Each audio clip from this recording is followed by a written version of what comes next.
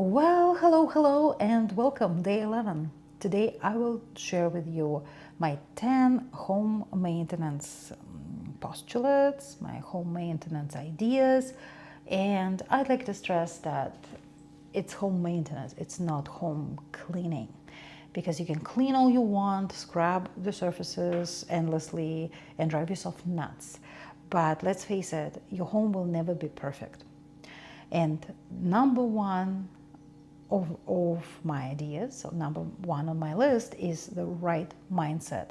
Let's accept the fact that something will always be so-so. Back in the days, 15 years ago, I suffered a nervous breakdown. I was trying to be perfect at work, perfect mom, perfect homekeeper, perfect everything. And I think what happened is that my nervous system collapsed, and as a result, I couldn't see properly, I couldn't speak properly. I was taken to the hospital and took a few days off to recover. Should have taken more days when I think about it, but I loved my job. I felt super responsible towards my clients, so it took maybe less than a week. And during those times, I went to a bookstore, our Canadian famous Indigo, where you can find beautiful art albums, beautiful home design books. And for the very first time in my life, instead of going into financial section, time management, how to be a millionaire, how to effectively financially plan something, I went to the art section and spent a couple of days perusing through aisles, taking a look at different books and go through art albums, aimlessly, totally indulging in a pleasure of looking at beautiful pictures. And I came across a very unusual book that was written by Mary Randolph Carter. And the quote on the cover of the book caught my attention. It said, "A perfectly kept house is the sign of a misspent life." Mary Randolph Carter. I was bewildered. I sat and I thought, wait a minute, all these gurus and books and the society tells you how to be perfect housekeeper, how to keep your home organized and clean. And here it is, this book, right there, looking at me, telling me that being messy is okay. And not just being messy is okay, it actually teaches you how to be messy. Well, mind you, I'm not there yet. I think I have some obsession with things being in its places. I just can't function when my working table is a mess or my closet is a mess. I just can't live otherwise. But adopting the mindset that a little bit of mess is fine. It's actually a good thing because it shows that you are a normal person, and I think you stop driving your family members and yourself crazy. Ironically, it took me it took me a nervous breakdown to really allow myself to let it go and to look at the books that don't have any immediate work, study, making money kind of idea, but just the book that can help you to relax. And here we are. I found this book and I even bought it to have this hard copy in my library. So let's adopt a mindset that your home will never be perfect. It can be functional, it can be clean, it can be well organized, but it will never be perfect. Because if you can live with that idea, then I think you will succeed with all the rest of my points. Because if you want everything to be spotless, clean, organized, you need to be in Downton Abbey with army of servants walking behind you and dusting everything the moment you leave the place. I don't know, actually, even if I could afford something like this, I would choose to have it, because now you're not private ever. You always have different people chasing you. So I probably would accept a bit of mess. So let's adopt the right mindset. Let it go. Take it easy. So what helps me to take it easy but still know that I'm doing something is a cleaning maintenance binder. I came across this idea using the binder, maybe 5-7 years ago, I thought it should be some place where I would keep the business card of carpet cleaners, the business card of furnace maintenance guy, the scheduler of filter removal, furnace filter removal, and all those things we don't do every week, but we have to do more or less regularly. And how do you track all this? So I came across this idea that if I have A4 size binder and 12 tabs, meaning tab for every month, and I will have the month at the glance calendar that when I open, what is it, October now. I open October and I see, oh, last year in October, we had a fireplace person coming in and cleaning. Do we need to clean it again? Maybe not. And I make a note that next year when I land to this month again, I will make a decision, should we clean fireplace again or not? I think it helps you to take all this buzz out of your nervous system and just rely on your binder to remind you next year what was happening last April or last June, whatever the month you are in, and make a decision on the spot if something like this is an annual venture, or you have to do it every 5 years, every 3 years, and you keep this notes. I also like to use this binder as my day-to-day tracker. When I look at the week at the glance and I see what has to be done, what room I'm working on, and it gives me the sense of task accomplishment. Because what I think the biggest problem with lots of, especially women, taking care of the house is that you do the work, but you don't see this progress bar being filled, that you have 10% completion, 20% completion. You know, it would be so nice to see some completion progress and also reward for having all this work done. Therefore, when I use the binder and I open my week at the glance and I see, okay, this week I have to do the stairs, and this week I have to do some weeds on the side of the house, and I give myself check, check, check, check, makes me happy. I don't know if it will make you happy, but it makes me happy. I even got some stickers that I stick on those days to show myself that I did certain work. I don't do the stickers for loading and unloading the dishwasher or doing some mundane thing that I do every day. But when I wash, for example, a duvet, I don't take it to the dry cleaner. I actually take it to commercial laundry, and I do it twice a year. I like to have that little sticker in April and October when I do this work, because it's something out of the, not out of the box, but it's not a day-to-day thing, and it's good reminder when would I do something like this next time. I came across a book, Clean Mama's Guide to a Peaceful Home, written by Becky Rapinchik.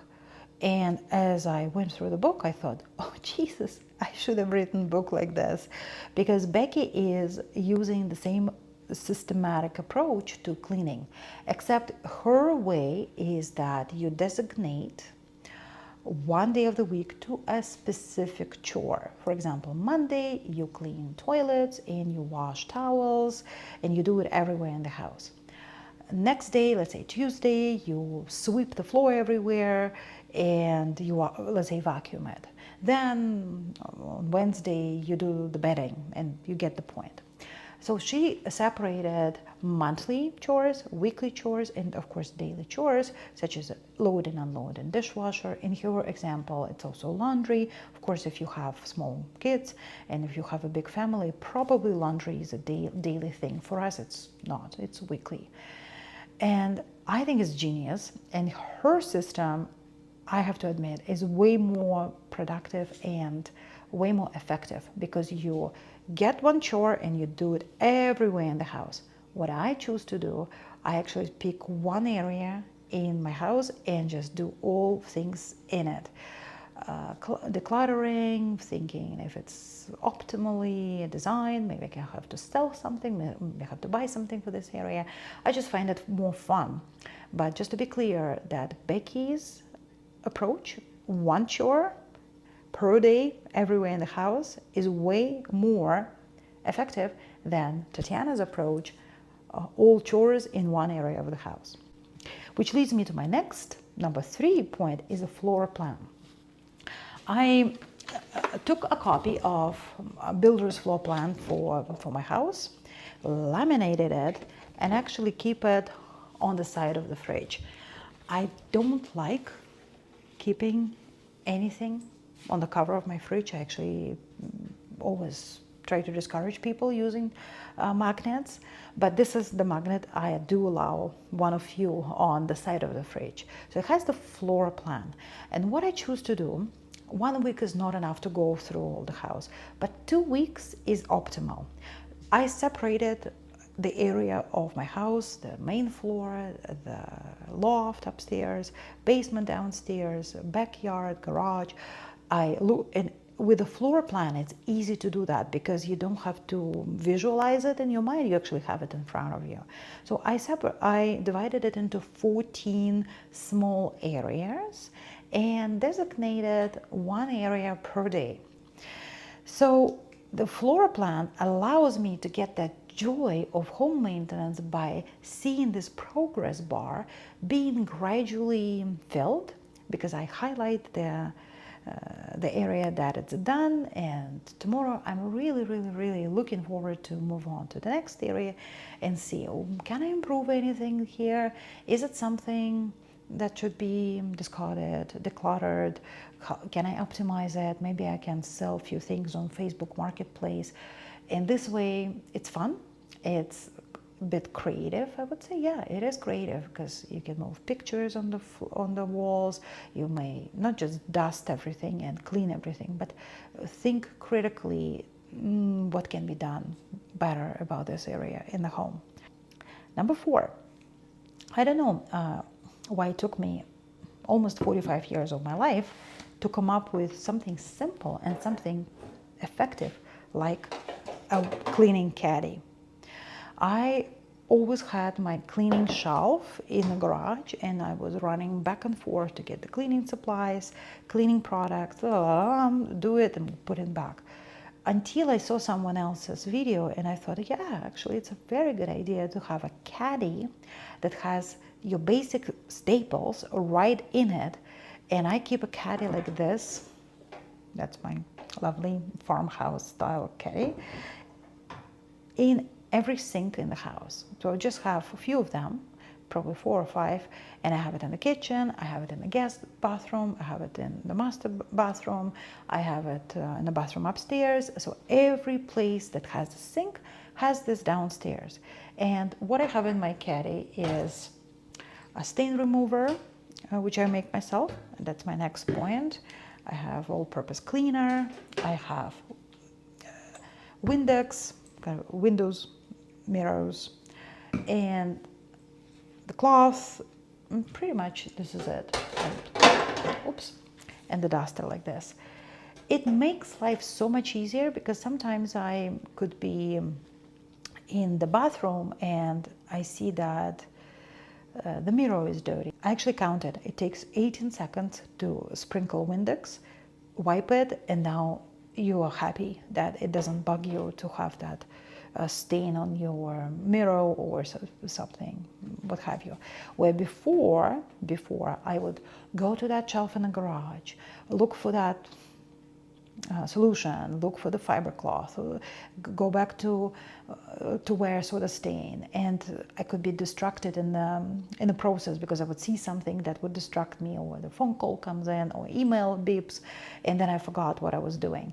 It was not as productive. Now when I have the caddy, and if I see something that can be done immediately and it bugs me, done, way to go. Number 5, you probably already saw that I'm making my own cleaning supplies. I find it fun, but other than fun, I think it's aesthetically beautiful. It doesn't create that eyesore when you have yellow, blue, green, Dr. Clean or Mr. Clean. I don't want to see this because it doesn't look good. It cheapens your kitchen counter, it cheapens your bathroom counter. But when you have something like this, and you create it yourself, I don't know, I think even if you leave your cleaning supply, it kind of blends in with the design in the house. And if you are, like me, conscious about finances, it actually way cheaper to learn to do your own cleaning supplies. Very simple. When I do the labels, I also do the recipe. So when I have to redo it, do a new batch, I don't have to look for that recipe. I don't have to Google it, because then you again be distracted, sidetracked, whatever. I always have it right on the label. 1 spoon of soda, 150 millimeters of vinegar, etc., etc. Get my point. I keep my supplies here on top of the stove, and everything that I need to make my cleaning supplies, the measuring cup, the spoon, this and that, it's all there. So when I'm out of something, I don't have to think and look and search and check the recipe for a particular supply. Just open it and it shows me exactly what are the proportions, what I should be using, and it's done. Saves money too. Probably about $30–40 every month, which is not nothing if you think about it. Number 6, I dedicate 1 hour per day to this targeted home maintenance according to my home plan. And this hour, when I do it, it's usually between 5 and 6 o'clock. I have my fanny pack on my hip with my phone, goes in with my headphones, and every week I cover one book on Audible, or I download something directly and use MP3 player, and that is also adding fun to cleaning, because every week or every 2 weeks I try to cover a book. And this hour is my listening hour and my cleaning hour. The problem before was that I didn't know what to listen and I didn't know what to clean. So I would spend an hour thinking, should I do the hallways? Should I do the bedroom? Now I don't have to think, because I want to take it out of the equation, because you don't know, maybe this, maybe that. I know that today is my day for master bathroom, and there's always something clean in master bathroom. But let's say if it is the day to clean your office, it might be wonderful and organized and nothing to declutter, but you still can critically think, maybe I should go through my bills, maybe I can reorganize my files. You dedicate this hour as you're listening to the book to purging maybe old magazines, old paperwork of this particular premises. So the bottom line of to make it effective, not to give yourself any doubts of what are you working on, because you have the plan, and pre-download or pre-select what book are you covering in this week. I would say week is probably a bit aggressive, maybe 2 weeks. Again, covering the whole house, and you have the book. Right now I'm trying to read Brideshead Revisited. Still not sure what this book is about, but it's my challenge. In 2 weeks I cover the book, and in 2 weeks I will cover my whole house. So that's my game. Number 7, less is more. In 30 years living in Canada, of course, a lot of stuff somehow found its way to my house. I bought a lot of stuff. Sometimes it was a hit, sometimes it was a miss, but I also inherited some stuff from my mom that moved in with me later in her life. And when my sister left Canada, a lot of her furniture, a lot of her decor and plates and all kind of various pieces ended up in my home. And the problem with those pieces was that they were expensive. They were in a way stylish, but they were not meant for me. They were way too big for my little home. They were way too ostentatious for my lifestyle. But because they were from my sister, who I love dearly, and because they were coming from a rich home, I thought, I can't throw this out. Now, 2024, I am I have to congratulate myself that the last piece that I wasn't using finally left my home. And this is a joy. This is a happiness that I can get my space back. Number 8, friends and family. I was crazy all my life when hosting, making sure that everything is spotless, everything is perfect, everything has to be done. And as a result, every time I was hosting my friends or family members, I was stressed out. Stressed out to the point that I couldn't wait for these people to leave and leave me alone. I made a decision that if my home is not perfect and my friends come over or family members can come over and see, that's okay. That's fine.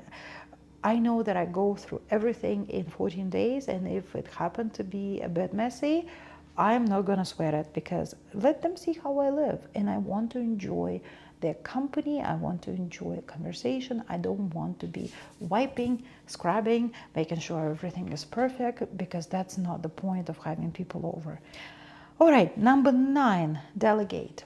I'm still working on it, and it's not easy. Sometimes I feel it's much easier to do something myself than to delegate chores to my family members. However, I got something like this, which I highly recommend. It's a big fridge magnet. What a great magnet. I don't keep it on the front, I keep it on the side, so it's not creating visual clutter. And the idea is that I put chores and assign them to Mark, Steven, and when they do it, they check it off. But as you just saw, it's totally blank. Well, it's the beginning of the week too, but usually it's kind of blank. I put my own progress notes on that magnet. But I'm working on it, because I know when it's working, it's actually worth it. I delegate lawn mowing to Mark, and Steven unloads our dishwasher every morning, which allows me to start putting dishes during the day and doesn't create this impasse when too much stuff is around and you don't know where to start. We always have the rule that I make sure I don't go to sleep before kitchen is in order, so dishwasher starts at 10 o'clock, 11 o'clock, it washes during the night, and in the morning he unloads the dishes everywhere, so I don't have to deal with dirty dishes and not knowing, should I wash it quickly and then dry it quickly? Nothing is quickly, guys. If, of course, life happens, I don't clean the kitchen in the evening, then in the morning he can't prepare coffee because all counter is taken by the dirty dishes or some pieces that should be in the pantry, and it's just not pleasant. You still have to do this, you still have to do the cleaning at some point, so why not do it at the time that would give you the best outcome, the best coefficient of efficiency, than do it later, which you still have to do it, but also cause you grief. It leads me to my point number 9, again, delegation, that it's more than just telling your family members, you do this, you do that, but maybe having a bit of concilium and deciding that why you have to help me with certain chores. And once they sync with the idea that it's for everyone's benefit, in my experience, it actually changed the politics here a little bit, and people contribute and help because they see the impact it makes on the operation as a whole. So I encourage you not to just delegate for the sake of delegation, but think as if you're a production manager in the plant or in the factory, what leads to what, and spend some time analyzing how family members can contribute by doing something seamlessly that makes your life easier. Okay, that was 9, and 10 is kind of repeating some of the ideas, but I would mention it anyway. Track your work. When I track my work, I feel less deprived of the time I spent cleaning, organizing, and making home functional.